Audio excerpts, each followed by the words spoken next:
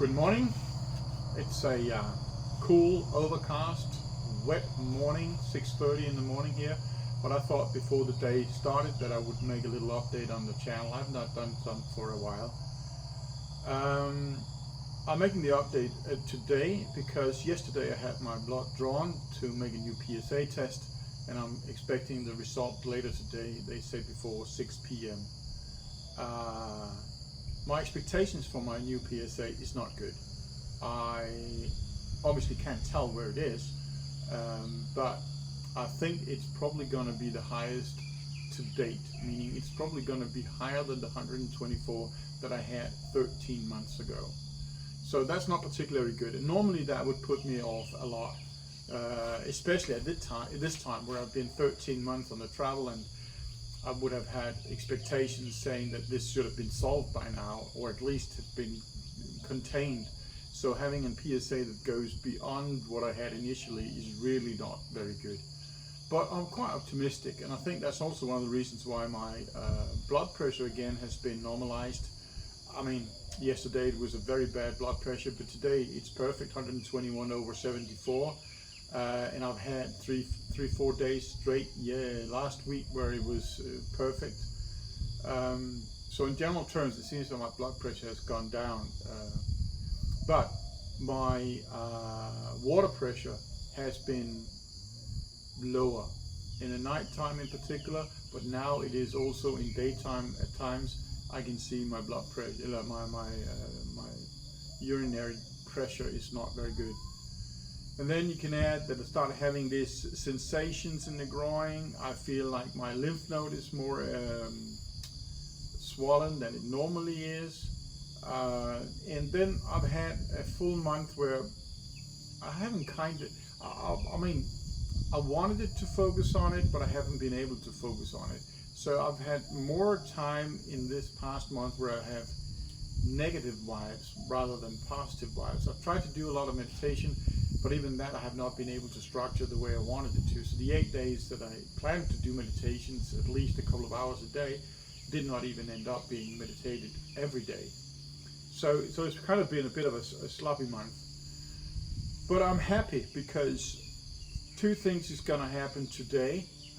First off, I am starting my new protocol, and I'm going to share with you what that protocol is, but I can tell you it's already started with doing maple syrup and baking soda, 1 teaspoon of that in the morning.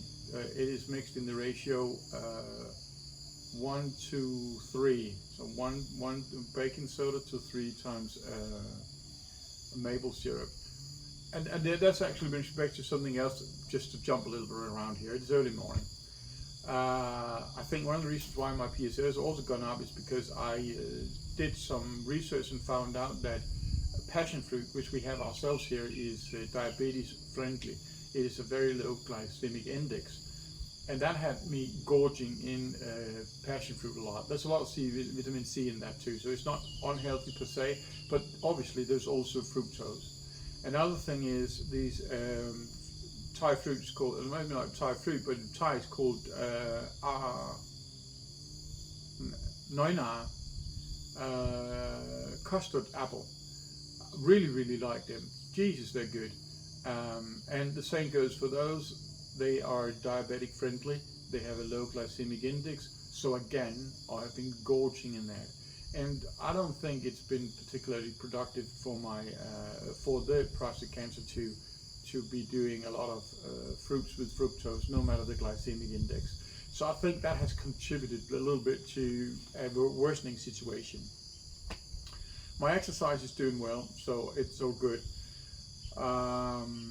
So yeah, protocol is going to change, and as I said, 1 teaspoon of maple syrup with baking soda has already been initiated. I got my first one today, and that's going to be my plan of being the only sugar I'm going to take in this next month to go.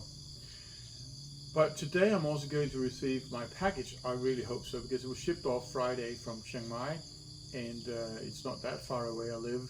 So Curry is going to bring that package with me, and I saw the receipt, and my friend, he ships 6.5 kilos. So there's a lot of goodies in that package. It really blew me away. I've ordered that much, but I know it cost me quite a lot of money. So that is going to be put to use, and we're talking black seed oil, we're talking modified citrus pectin, we're talking quercetin, we're talking B12. But I'll show you when we get there. And another thing that keeps my mood up is the, what is it now called? Chloride dioxide solution. You got to take a look at that if you want to know something that is really interesting.